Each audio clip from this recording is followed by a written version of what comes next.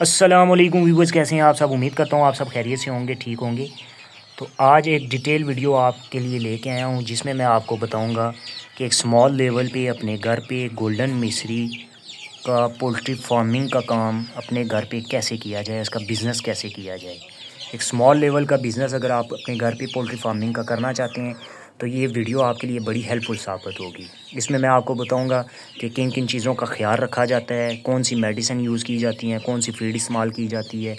इन तमाम चीज़ों का मैं आपको इस वीडियो में बताऊंगा। वीडियो स्टार्ट करने से पहले आपसे रिक्वेस्ट है कि आप मेरे चैनल को ज़रूर सब्सक्राइब करें।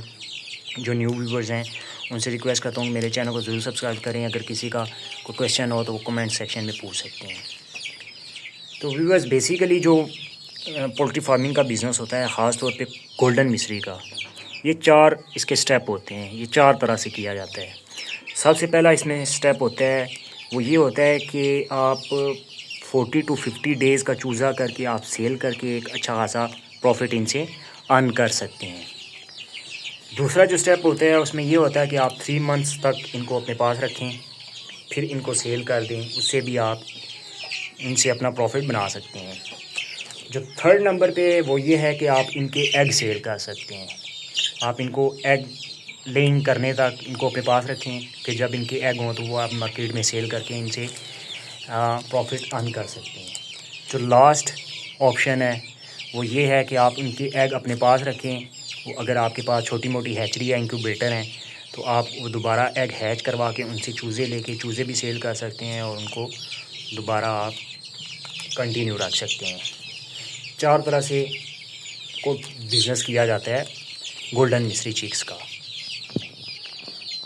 अच्छा, तो व्यूवर्स, इसमें कुछ ज़रूरी बातें हैं जिसका ख्याल रखना बहुत ज़रूरी होता है। गोल्डन मिश्री जो चिक्स होते हैं इनकी जो सबसे पहले जो चीज़ होती है वो मेडिकेशन होती है, वैक्सीनेशन होती है। इस काम में आपने इनकी वैक्सीनेशन का ख़ास ख्याल रखना है। वैक्सीन को टाइम पे करेंगे तो आपके चिक्स हेल्दी रहेंगे, इनका वज़न भी अच्छा होगा, ये ग्रोथ जल्दी करेंगे और इनकी मोर्टेलिटी कम होगी। ठीक है। सबसे पहले फ़र्स्ट डे का जो चूज़ा होता है उसमें आपने इनकी पहले दिन जब आप ला के अपने शेड में या अपने फार्म में ला के छोड़ते हैं तो उसके लिए बहुत ज़रूरी होता है कि इनकी वैक्सीन की जाए। वैक्सीन में आप इनको पैरासीटामोल, एरिनैक, ORS पानी में मिक्स करके आप इनको वक्तन फ़वक्तन पिलाएं। फिर उसके बाद कुछ वैक्सीन होती है, एंटीलोसोटा होती है, जो 15 दिन बाद इनको करनी पड़ती है। फिर 28 दिन बाद दोबारा इनको एंटीलोसोटा करवानी पड़ती है। फिर ये तकरीबन 1 मंथ तक ये इनकी जो है ना वैक्सीन आपने अच्छे तरीके से करनी है। फिर जो सेकंड चीज़ होती है वो इनकी खुराक होती है। खुराक का ख़ास ख्याल रखा जाता है। दूसरे नंबर पे ये होता है कि इनके टेम्परेचर का और इनकी वेंटिलेशन का ख़ास ख्याल रखा जाता है। इसमें आप का शेड ऐसी लोकेशन पे होना चाहिए, ऐसी जगह पे होना चाहिए जहाँ पे वेंटिलेशन आपकी क्रॉस हो सके। ये आपके सामने मेरा शेड है। ये अभी तो इसके आगे ये प्लास्टिक शील्ड लगी हुई है, लेकिन ये मैं कुछ एरिया में जब ये गर्मी होती है या वेंटिलेशन चाहिए होती है तो ये शील्ड हटा देता हूँ। इससे यहाँ से ये होता है कि ये हवा इसकी क्रॉस होती रहती है। शेड का जो तयन है, उसकी हवा की डायरेक्शन है, वो बहुत ज़रूरी है, इसमें बहुत मैटर करती है। अच्छा, तो जहाँ तक फ़ीड की बात है, फ़ीड ये है कि इसको फ़र्स्ट वीक या 15 वीक तक आपने फ़र्स्ट वीक या 15 दिन तक इसको आपने स्टार्टर फीड देनी है। गोल्डन मिश्री चिक्स को स्टार्टर फीड देनी है। उसके बाद कुछ लोग इनको ग्रोथ फीड देना शुरू कर देते हैं, नंबर चेंज कर देते हैं। कुछ ये है कि मिक्स देना शुरू कर देते हैं, स्टार्टर भी और साथ ग्रोथ फीड भी।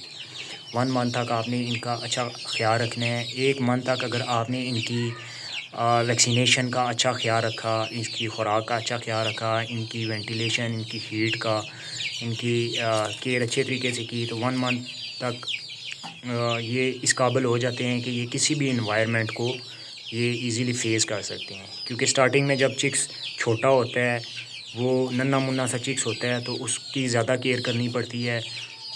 1 वीक आपका जो फ़र्स्ट वीक होता है उसमें बहुत ज़्यादा केयर की ज़रूरत होती है।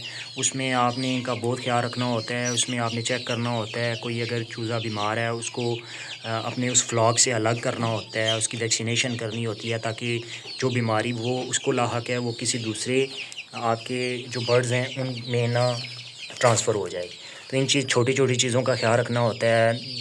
और एक सबसे ज़रूरी चीज़ है, इनके नीचे ये जो बुरादा सा होता है, ठीक है, ये बुरादा आपने हर जो है ना दूसरे तीसरे दिन चेंज करना होता है, ताकि इसके अंदर जो भी कोई बैक्टीरिया वगैरह हैं वो इनकी बीमारियों का सबब ना बने। और इसके अलावा आपने शेड के अंदर स्प्रे वगैरह मुख्तलिफ़ किस्म की स्प्रे मिल जाती हैं, ठीक है, बैक्टीरिया एंटी बैक्टीरिया जो इनकी स्प्रे होती हैं वो आपने स्प्रे करनी है और इनकी सफाई का ख़ास ख्याल रखना है। ये छोटी छोटी चीज़ें होती हैं व्यूअर्स जिनका आपने ख़ास ख्याल रखना है। 1 मंथ तक आपकी जो है ना इनमें मेहनत दरकार होती है, 1 मंथ तक आप इनकी मेहनत करें। उसके बाद ये इस काबिल हो जाते हैं, इनकी ग्रोथ इतनी हो जाती है कि ये किसी भी स्टेज से आगे जो है ना सर्वाइव कर सकते हैं। तो उम्मीद करता हूँ आपको वीडियो आज की अच्छी लगी होगी। अगर फिर भी किसी भाई का कोई क्वेश्चन हो, कोई डिटेल में अगर आपने कोई चीज़ पूछनी हो, किसी वैक्सीन के बारे में पूछना हो, तो आप कमेंट सेक्शन में पूछ सकते हैं।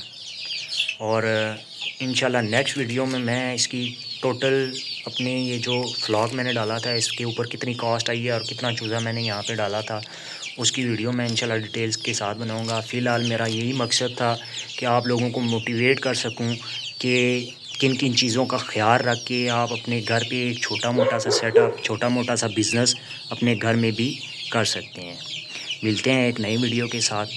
अल्लाह हाफिज़।